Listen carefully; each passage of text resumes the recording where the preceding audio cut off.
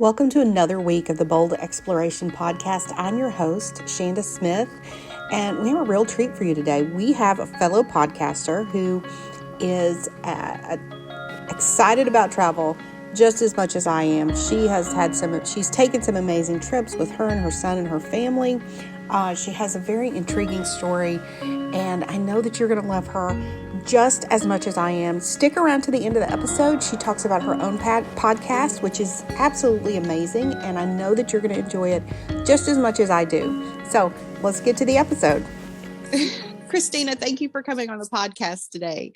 I saw your story online and we kind of reached out, and I just wanted to give you an opportunity to share how travel has really impacted your family, but also how you used travel to overcome some really strong grief that your family was experiencing at the time. And I don't want to tell your story for you, so I'm going to turn it over to you and let you share your amazingness and your story of how you got to where you are now. All right. I am going to keep it really brief as far as my background, because I really do want to focus today on the amazing ability of travel to help you heal, to help you deal with grief, to help you get through hard situations. So I am going to start with just saying that I married a man 24 years older than me, but we met at the trailhead of Mount Rainier in the Seattle area. Our eyes locked. He was the hike leader. And it was just one of those moments where my whole body just knew, I just resonated, and he felt the same. And we were engaged in 2 months and married in 6. And 6 months later, and he'd never been married before. So people think that because he was older, he had been married, but he hadn't.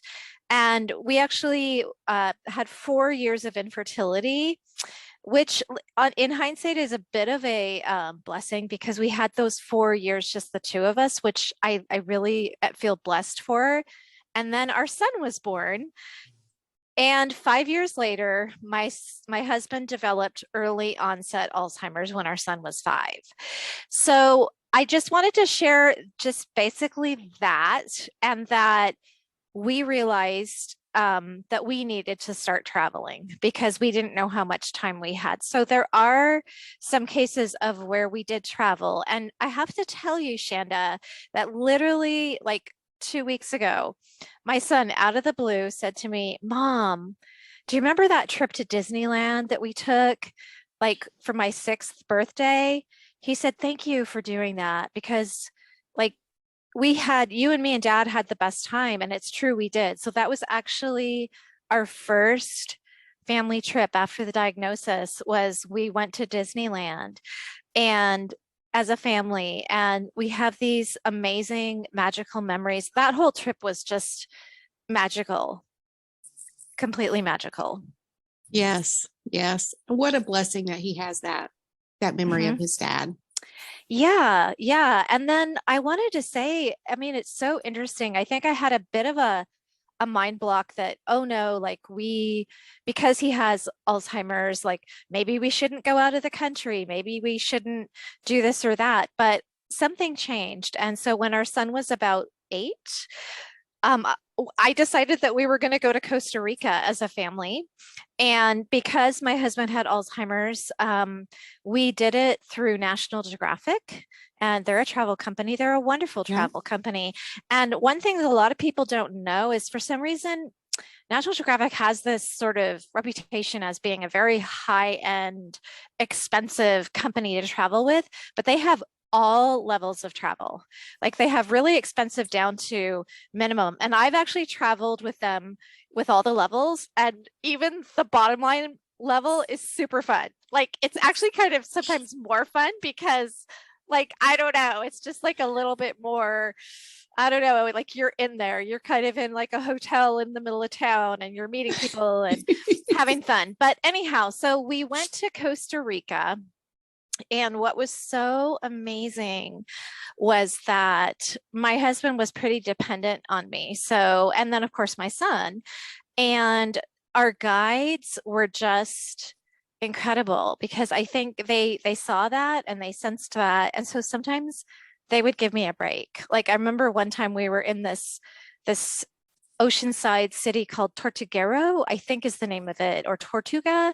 It's where a lot of the green turtles like lay their eggs and hatch them, and we got to actually see at midnight, sneaking out with our flashlights and a ranger and tiptoeing around. We got to see the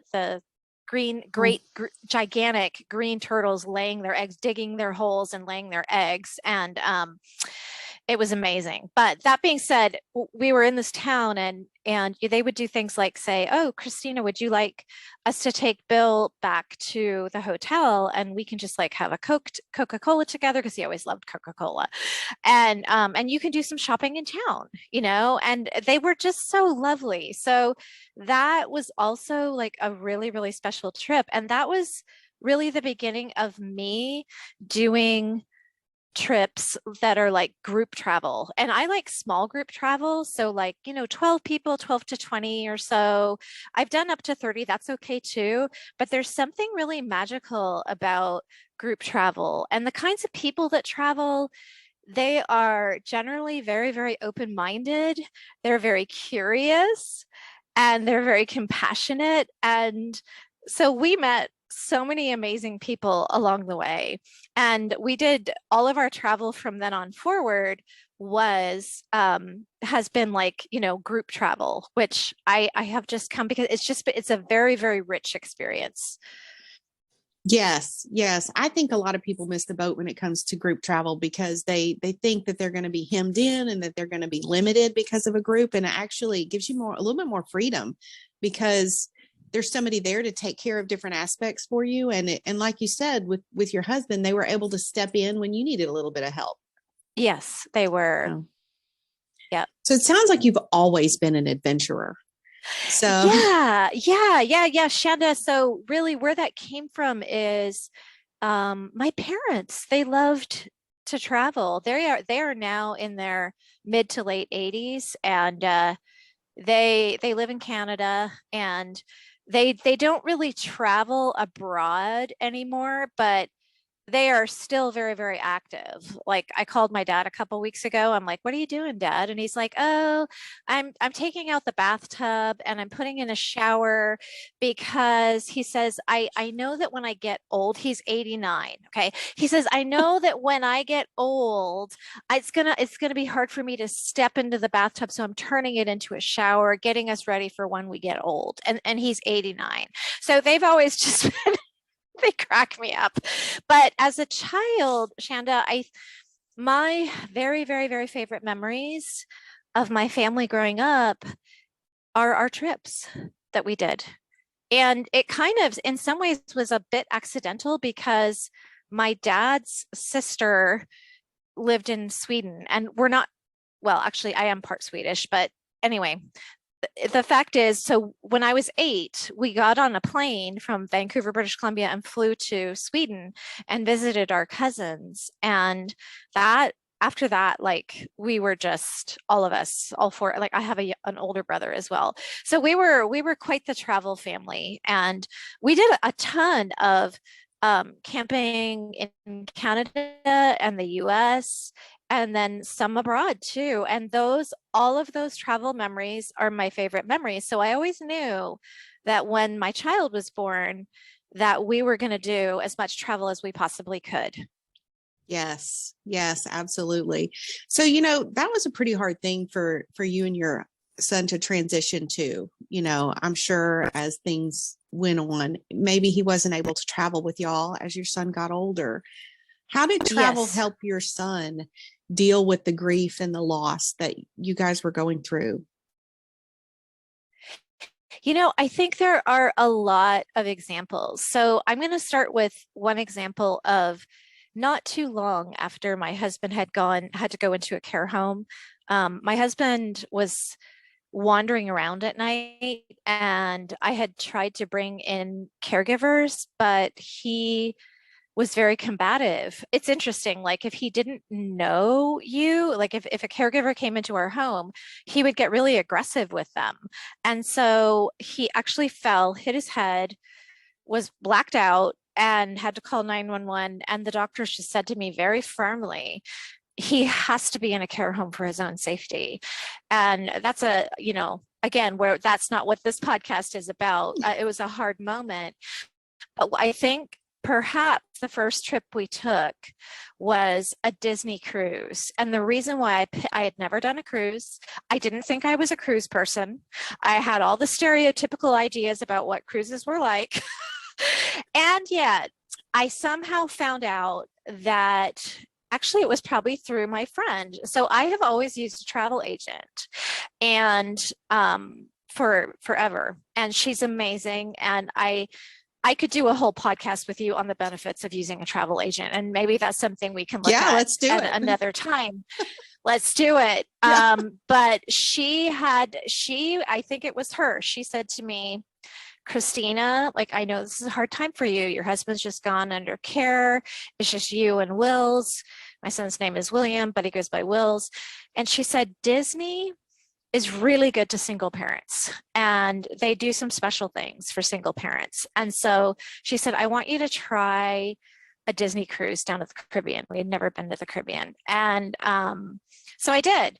And it was magical because that very first night, like, you don't know anybody. It's all these happy families, mom, dad. You're just like, oh, I feel like such a fish out of water. Like, I'm such a freaking oddball. And we go into dinner, and they assign you a table, and we sit down at our table, and there's two other single mothers with their sons who are around the same age. They're like a little bit older, a little bit younger. But so there's three of us single moms and three kids. This is what Disney does on their cruises. They also had single parent events that you could go to. So like, it could be like a cocktail hour or coffee or whatever, like, so single parents could all network and meet up, and you didn't feel like an oddball. You never felt alone. And it cracked me up because by the end of dinner, the boys were just like wanting to go do stuff because Disney has these amazing, they were tweens, they were about 11, they wanted to go back to the camp that they were doing or whatever they were doing that night with the kids, with the tweens. And so, they were off within a flash, and we three moms just had this wonderful, relaxing time. We ended up going to a martini bar and there was a piano player, and it was so this whole trip was just amazing because my son was able to see there are other kids out there like him. And in this case, it was exactly the same, where it was a single mom with a son, and there's no dad for whatever reason, like different reasons for different people. And so he was able to become friends with these boys who are in the same situation that he is in, and feel comfortable and not have to explain, like, where's your dad, or anything like that. And I became friends with these ladies, and one of them actually was in my wedding. I got remarried. My husband passed away a few years back, and she was one of my bridesmaids. So that's how close we got. So there's wonderful. something really healing and magical about that experience. And then another experience was, we decided to go to the Galapagos Islands, and my grandmother had gone like 30 years ago. And it was one of the only trips she ever did. And it was on her bucket list, and she did it. And I'd always heard about it. So, and my son loves animals. And so I said, okay, let's do a National Geographic boat trip. So it was a boat, and it was 90 people, 30 of them were children. And it was so fun. Again, we get on the boat, and it's pretty small. So the single parents all find each other. So we all just hung out together the whole time. In particular, I got really close with a single mom who was a vet, and her daughter Jolie was the same age as Will's. They were both 11. So this was actually in the same year. I think this was 2 trips. And, I actually had to pull my son out of school for a week because it just, the way sometimes the schedules don't line up with spring break. And I have to tell you, I have zero regrets about pulling him out of school for that week because it cracked me up. But we had these naturalists. They're highly, highly educated. So, Yeah. every day you wake up, you're offshore of an island in the Galapagos, and every island is unique. It has different animals that you've never seen anywhere in the world. One island has blue-footed boobies. Another, they all have all these wild and crazy creatures. So you get off the boat and the naturalist is, showing you around, and it's just crazy how much they know. They're college educated. So the children really looked up to these naturalists, and the naturalists had a uniform, and they had a particular baseball cap, and it said something like, National Geographic, naturalist, or something very, very official looking. So they told the children that every afternoon when we were on the boat, because it gets really hot in the middle of the day, so they would have an afternoon, they had a contest where the children had to write an essay about everything that they learned on the Galapagos. And my son is very competitive.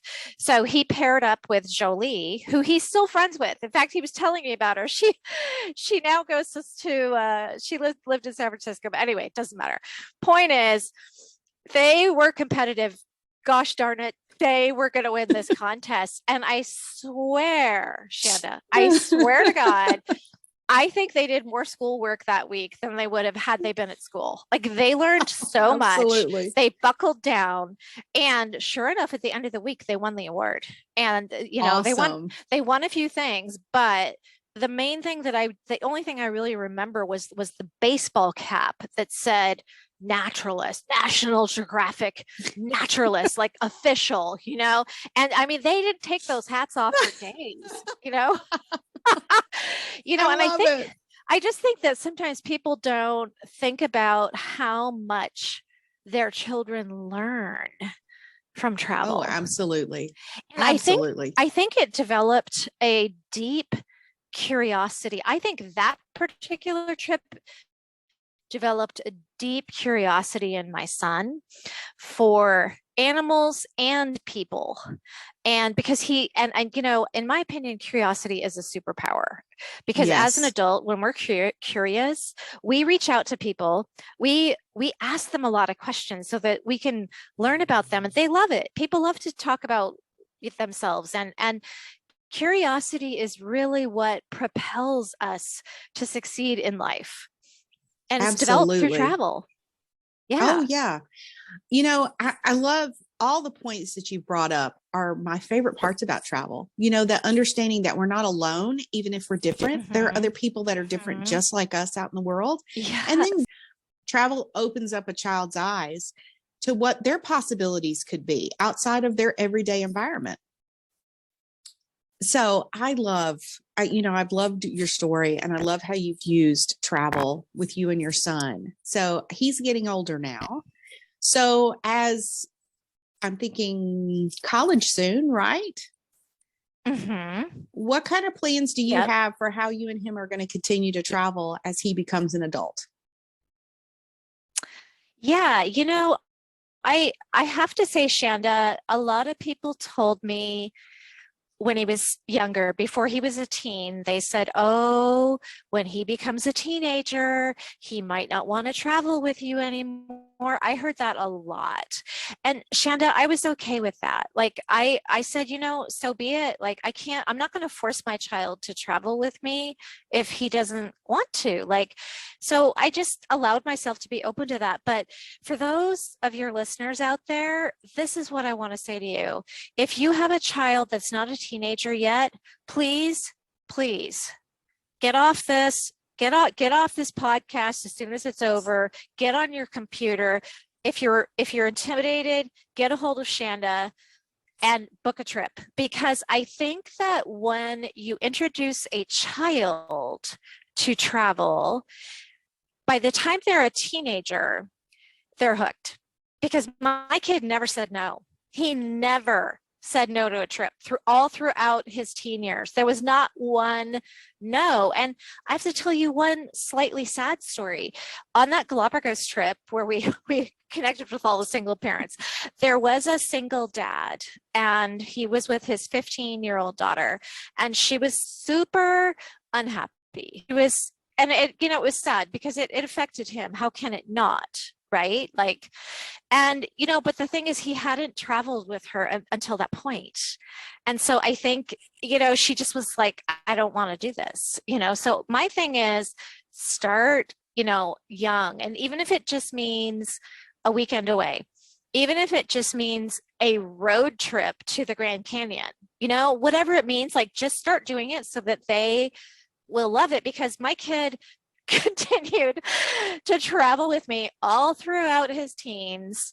And so he really wanted to go, he wasn't sure where he wanted to go to college. And we went and visited a lot of schools. In fact, here's another benefit. So you meet all these cool people. We had hiked the most scenic route to Machu Picchu, and it's called the Salcantay Trail. It's the most spectacular thing I've done in my life. We did it 2 years ago. And we hiked it. We had beautiful weather. It was incredible. And there was a woman I met whose son goes to NYU. And so you make these amazing connections with these people. She was like, my son thought he wanted to go to NYU. He really did. He was like all excited. He thought he knew what NYU was like. So we did travel to New York and we met her son, and he was tremendously helpful in talking about NYU. And after spending the whole day with us, my son realized that NYU was not a good fit for him. So long story short, my son fell in love with a small private college in Colorado Springs, which is the perfect fit for him because he's really outdoorsy. He loves biking, hiking, skiing. He's not much of a video game player. And I do wonder if that has something to do with the travel too. Because kids that are like have been exposed to travel, they kind of get themselves out. They get themselves out there more. So he's always been that kid who's like, okay, I'll play video games for a bit, but then I need to go see my friend. Like I need to go round everybody up and we need to go skateboarding or we need to go do this or that. So the school he had been waitlisted at, because it's a very tough school to get into. It's 14% acceptance rate. And we were in the middle of COVID.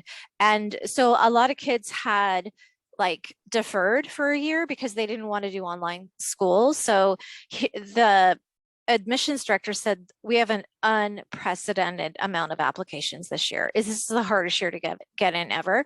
But if you're willing to do a gap year, your chances are much better for getting into the school. But being the flexible travel mother that I am, I just embraced it, took a deep breath and said, okay, so my son is actually doing a gap year this year. Wasn't my plan, but he's just flourishing. He actually took his old car, put all the camping gear in it, drove up to Alaska, Fairbanks, saw the Northern Lights, and then drove all the way down to Miami. He wanted to do a road trip, and he camped. He slept in his car, he camped, and he worked all summer first before to save up some money. But so he didn't do any work when he went to Alaska and back. But when he went from Seattle to Miami, he did Uber Eats along the way to help fund his trip, sleeping in his car, visiting people along the way. And so he's a very adventuresome child. And I would say so. So he's been working a lot. He's actually working now doing Uber, regular Uber and Uber Eats. And here's the beautiful thing. A year ago, we were in a much different place with COVID. Like people were scared to travel because lots of people were getting COVID. People were still dying from it a lot. So there were a lot of really great deals out there. So I actually booked a trip for this March to go to Asia, I think back then I was thinking that my son wouldn't be able to come with us. But the way it worked out with the gap year thing, I said, oh, by the way, like we're going to do Vietnam, Cambodia, and Thailand. Do you want to come? And he didn't even blink an eye. He was like, yes, because he will always meet all these other cool people too, like who knew? We were on a cruise on the Amazon 2 summers ago. And again, he met a bunch of teenagers and, he had a lot of fun with some really pretty teenage girls. They were all hanging out. And so, So he knows, he knows now that like travel is not boring. It's Yeah. never boring. At whatever age you're at, you're always going to meet, kids your own age. Peru was amazing for him because he's not a tall kid. He's 5'4". That's how tall he is. And he's not getting any taller. Um, my husband was 5'5" on a good day. I'm 5'6". So, but in Peru, the girls are like 5 feet, 5 foot one. So they adored him. They were just like having fun. So that's just something to know that I think if you start your kids traveling before they become a teen, then they will understand the value of it, and they will just have a ball. He loves every single trip. I love it. I love it. So, what an awesome story. Bravo to him. Way to go, Wills.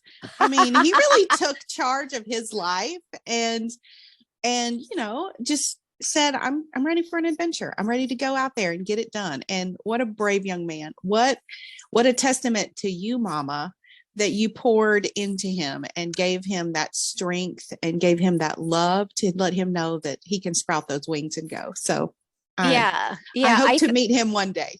Oh, I would love that. I would absolutely love that. We need to make that happen.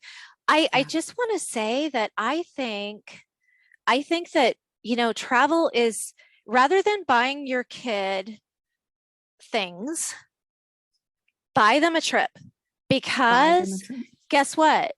You're going to give them the biggest gift of their life, which is confidence. Literally, I look at my kid, he is so confident.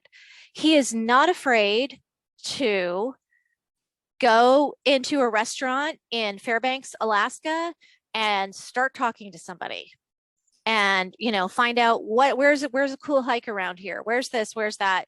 He gets creative. He was in Fairbanks, and it was September. This was last September, and it was Friday night. There were no other 18-year-olds around, but he got creative.